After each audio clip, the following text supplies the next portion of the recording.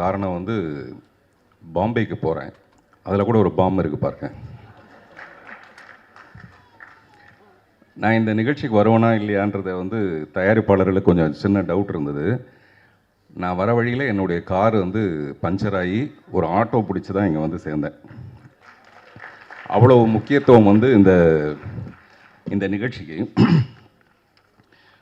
முதல்ல இந்த பாம் படத்தை பற்றி என்ன பேசுகிறது அப்படின்னு ரொம்ப நேரம் யோசித்தேன். ட்ரைலர் பார்த்த உடனே இது எப்படி பேசுகிறது, என்ன பேசுனா அது சரியாக இருக்கும், அல்ல என்ன பேசாமல் இருக்கணும், அது எவ்வளோ பூடகமாக பேசுகிறது அப்படின்னு தெரியல. அதனால் வாயு பகவானை வணங்கிவிட்டு என்னுடைய பேச்சை துவங்குகிறேன். முதல்ல இந்த பாம்னு ஒரு டைட்டில்னோன்னா நான் நினச்சேன் ஏதாவது ஒரு பாம் கலாச்சாரம் சம்மந்தப்பட்டது போல இருக்குது.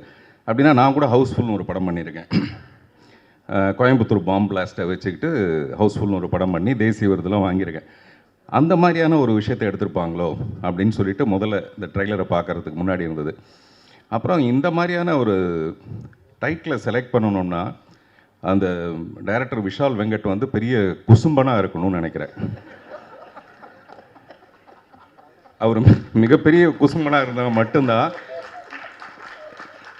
இந்த மாதிரி ஒரு டைட்டிலை செலக்ட் பண்ண முடியும். இந்த படத்தை தயாரிக்கணும்னா அந்த தயாரிப்பால் எவ்வளோ பெரிய குசும்பனாக இருக்க முடியும்.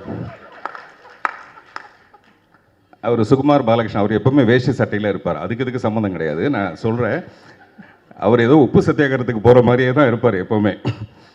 நான் அவரை பற்றி அப்புறம் பின்னாடி பேசலாம்.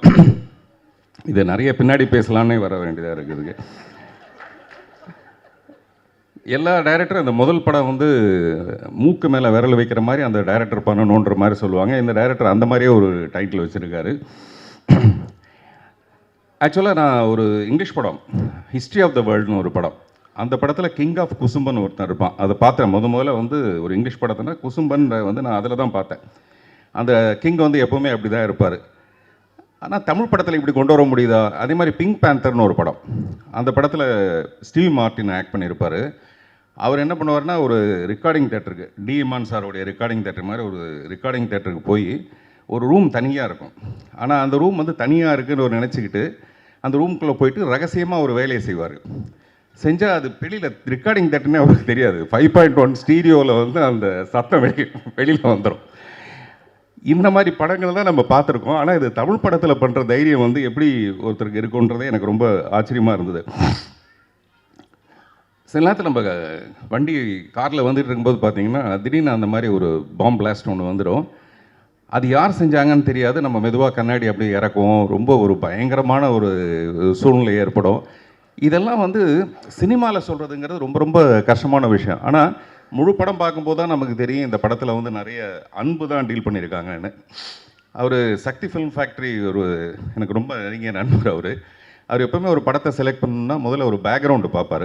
அந்த ப்ரொடியூசருடைய பேக்ரவுண்ட் சரியாக இருக்கா, படத்தை கரெக்டாக ரிலீஸ் பண்ணிட்டு வரா, கண்டென்ட் எப்படி இருக்குது அப்படின்னு பார்ப்பார். இந்த கண்டென்ட் வந்து அவ்வளோ பிடிச்சிருக்கு அவருக்கு, இல்லை அந்த கண்டென்ட்டை வந்து ஜீரணிப்பாங்களா. இது வந்து ஜீரணத்துக்கும் அஜீரணத்துக்கும் நடுவில் நடக்கிற ஒரு பிரச்சனை இந்த டைட்டில்ங்கிறது.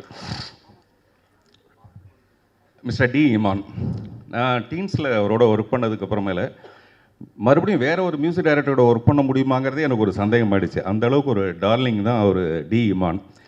இங்கே பேசும்போது சொன்னாங்க A centre, B centre, C centre வரைக்கும் அவர் கவர் பண்ணுவார்னு. எனக்கு தெரிஞ்சு அவர் டி சென்டர் வரைக்கும் கவர் பண்ணுவார். அதனால தான் அவர் பேர் டி இமான்னு வச்சாங்க. தேவர் மகன் படத்தில் அந்த இஞ்சி இடுப்பழக சாங்கில் பாட சொல்லும்போது ஏன் நீ பாட மாட்டேங்கிற, இல்லைங்க வெறும் காற்று தான் வருது அப்படின்னு அவங்க சொல்லுவாங்க. அந்த மாதிரி ஒரு சுச்சுவேஷன் இந்த படத்தில் இருக்குமோ, அதுக்கு ஒரு பாட்டு போட்டிருப்பீங்களோ அப்படின்னு நினச்சேன். காற்று வாக்கில் 2 காதல்னு ஒரு படம் வந்தது சமீபத்தில். அந்த மாதிரி இந்த படத்தில் எத்தனை காதல்னு எனக்கு தெரியல. அநேகமாக ஒரு காதலாக தான் இருக்கும். ப்ரொடியூசரை பற்றி சொல்லணுன்னா அவர் மிஸ்டர் சுகுமார் பாலகிருஷ்ணன் வந்து அவர் தான் ப்ரொடியூசர்னு பேர் போட்டிருக்காரு தவிர அது முழுக்க போய். இந்த படத்தோட ப்ரொடியூசர் வந்து சதா சுகுமாரன். நான் ஏதோ பேரை தப்பாக சொல்ல நினச்சிக்காதீங்க, கரெக்டாக தான் சொல்லுவேன் நான். ஆமாம், ஏன்னா அவர் மிஸ்டர் சுகுமார் வந்து என்கிட்ட பேசும்போது சதா அவங்க பேரை பற்றி தான் சொல்லிகிட்டு இருப்பார். அதனால் அது சுதா கிடையாது, வெறும் சதா சுகுமார். அது உங்களுக்கு தெரியாதுங்க. மேடம் வந்து அப்படி ஒரு டேஸ்ட்டுங்க. மேடம் வந்து அது மேடம் தாங்க எல்லாத்தையும் டிசைட் பண்ணுவாங்க. மேடம் தான் உண்மையிலே எல்லார் வீட்லேயும் மேடம் தான் டிசைட் பண்ணுவாங்க. ஆனால் அது தைரியம் இல்லை ஒரு ஆம்பளைக்கு சொல்கிறதுக்கு. அதனால் மேடம் சிரிக்கிறது பெரிய விஷயம் இல்லை. இன்னமும் கல்யாணம் ஆகி இத்தனை வருஷம் கழிச்சு இன்னும் அவர் சிரிச்சிட்டு இருக்காருன்னா டெஃபினட்டாக அதுக்கு காரணம் வந்து இந்த படத்தில் நடித்த ஒரு மிஸ்டர் காளி வெங்கட், நிறைய பேர் எல்லாருமே வந்து ரொம்ப கஷ்டப்பட்டு ஒரு நிலைக்கு வந்திருக்காங்க. அந்த நிலைக்கு காரணமாக ஒரு விஷால் வெங்கட்டுக்கு வந்து பாராட்டுகள். இதில் நிறைய பேருக்கு வந்து முக்கியமான பாத்திரங்கள் கொடுத்ததுக்கு. மிஸ்டர் அர்ஜுன் தாஸ் வந்து எனக்கு தெரிஞ்சு நான் கமல் சாரை ரொம்ப ரசிச்சிருக்கேன். சின்ன வயசுலேருந்தே நான் வந்து சினிமாவுக்கு வரதுக்கான இன்ஸ்பிரேஷன் வந்து கமல் சார் தான். இது நிறைய மேடையில் சொல்லியிருப்பேன்.